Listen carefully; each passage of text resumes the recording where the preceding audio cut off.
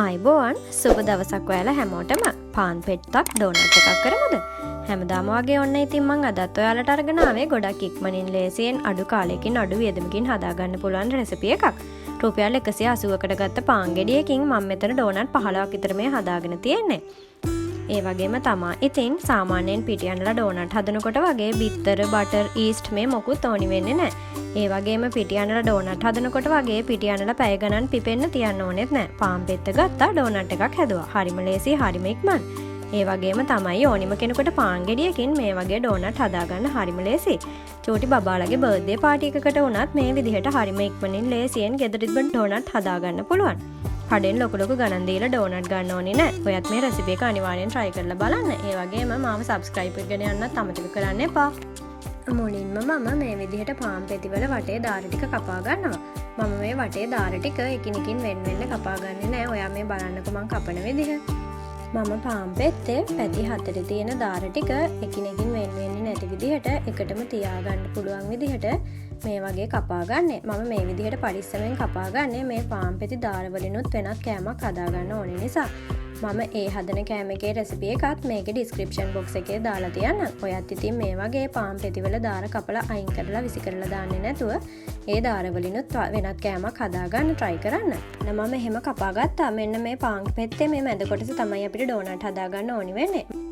ඔයා මම මේ කපාගත්ත විදිහට පාන් පෙත්ත පිහියකින් හරි කතුරකින් හරි ඔයාට ලේසි විදිහකට කපා ගන්න. ඒ විදිහට මම පාන් පෙති සේරම වටේ ටික කපලා අයින් කරගෙන මැද කොටස කපලා වෙන් කර ගන්නවා ඩෝනට් ටික හදාගන්න.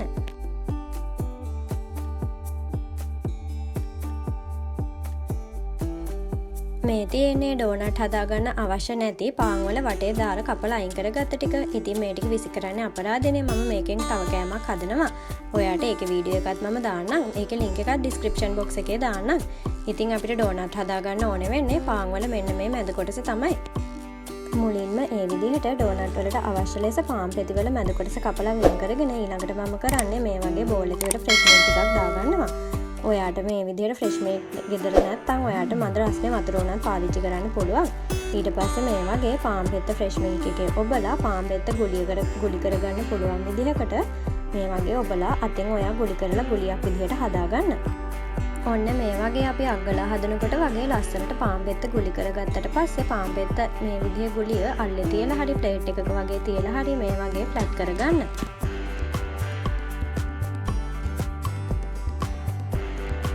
ඊට පස්සේ ඔයා පාන් පෙත්ත මැදින් මේ විදිහට සිදුරක් හදාගන්න. ඔන්න මම මේ විදිහට තවත් පාන් පෙත්තක් ෆ්‍රෙෂ් මිල්ක් වල ඔබලා ගුලි කරලා මේ වගේ අතේ තියලා ෆ්ලැට් කරලා මේ විදිහට තවත් සිදුරක් විද ගන්නවා. ඔයාට මේ වගේ මොකක් හරි උපකරණයකින් හරි ඔයාට කැමති විදිහකට මේක කරගන්න පුළුවන්. මම මේ හැඳිමිටක් තමයි පාවිච්චි කරන්නේ දැන්. ඔයාට පේනවනේ මේ වගේ පාන් පෙත්තෙන් ඩෝනට් එකක් හදන එක කොච්චර ලේසිද කියලා. සාමාන්‍යයෙන් පිටියන්නල ඩෝනට් හදනකොට වගේ ගොඩක් දේවල් අවශ්‍ය වෙන්නේ නැහැ. පිටියන්නල පිපෙන්න පැය ගණන් තියන්න ඕනේ නැහැ. පාන් පෙත්තකින් හරියම ඉක්මනට හරියම රසවත් විදිහට මේක හදාගන්න පුළුවන්. මම මේ එක පාන් පෙත්තකින් එක ඩෝනට් එකක් තමයි හදාගන්නේ. මීට වැඩිය ලොකුවට ඔයා ඩෝනට් එක හදාගන්නවා නම් පාන් පෙති 2ක් 3ක් වගේ එකට කරලා ගුලියක් හදාගෙන ඊට පස්සේ මේ ක්‍රමයට හදාගන්න.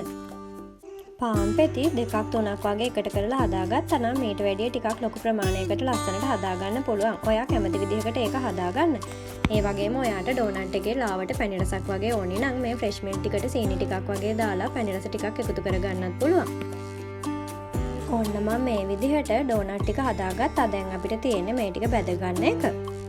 ඉතින් ඕනිම කෙනෙකුට පොඩි බබෙකුට උනත් මේක ලේසියෙන්ම හදාගන්න පුළුවන් රෙසිපි එකක්. ඒ වගේම අඩු වියදමකින් ලස්සන වැඩක් කරන්න පුළුවන්.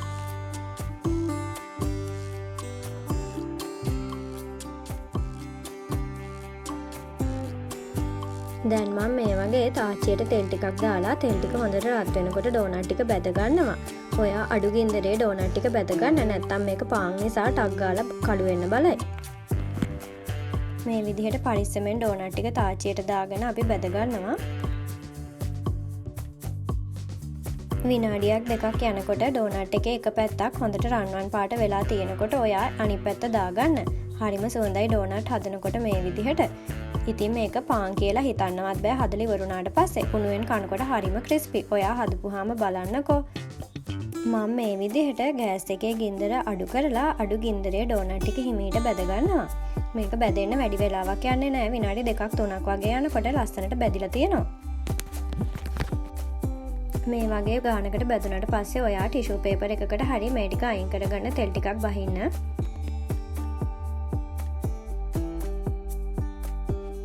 මේ තියෙන්නේ මම මේ විදිහට බැදගත්ත ඩෝනට් ටික මේ වගේ ටිෂු පේපර් එකකට දාගෙන ටික වෙලාවක් තියාගන්නකොට වැඩි තෙල් ටිකක් බහැලා තියෙනවා. ඔයත් මේ විදිහට හදාගන්න. දැන් අපි යමු මේකට උඩට ලාවා ටිකක් දාගන්න. මම ෆ්‍රෙෂ් මිල්ක් ටිකක් මේ වගේ කප් එකකට දාගෙන ෆ්‍රෙෂ් මිල්ක් ටික ටිකක් රත් කරගත්තා. ඊට පස්සේ මම මේ වගේ චොක්ලට් එකක් කඩලා ෆ්‍රෙෂ් මිල්ක් එකට දානවා. ෆ්‍රෙෂ් මිල්ක් එකේ රසනෙට චොක්ලට් කෑලි ටික ටිකක් වෙලා යනකොට මෙල්ට් වෙනවා.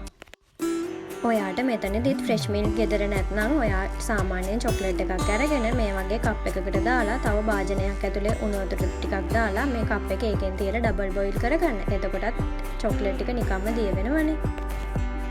විනාඩි 2ක් 3ක් යනකොට චොක්ලට් ටිකක් ගානකට මෙල්ට් වෙලා. දැන් මම ඩෝනට් එක උඩට චොක්ලට් ලාවා ටිකක් දාගන්නවා.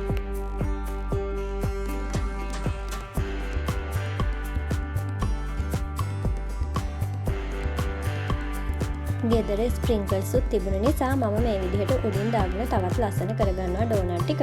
ඔයාට තේරෙනවනේ මේක කොච්චර ලේසි රෙසිපි එකක්ද කියලා. පාන් පෙත්තකින් මෙච්චර රස දෙයක් හදාගන්න පුළුවන් කියලා හිතන්නවත් බෑ නේද? ඒ වගේම මේක උණුවෙන් කනකොට හරිම රසයි. මේක පාන් කියලා හිතා ගන්නත් බෑ. සාමාන්‍යයෙන් පිටියන්න ඩෝනට් හදනකොට වගේ ලොකු වියදමක් නොකළ ලොකු කාලයක් ගත නොකර මේ වගේ පාන් වලින් ඩෝනට් හදාගන්න ඔයාටත් පුළුවන්. ඉතින් හැමදාම වගේ හරිම ලේසි අඩු වියදමකින් අඩු කාලයකින් හදාගන්න පුළුවන් රස රෙසිපි එකක් අදත් මම අරගෙන ආවා වගේ. ඊළඟටත් මම අරගෙන එනවා. මාව subscribe කරලා bell icon එකත් ඕල් දාලා තියාගන්න. සුබ දවසක් ඔයාලට.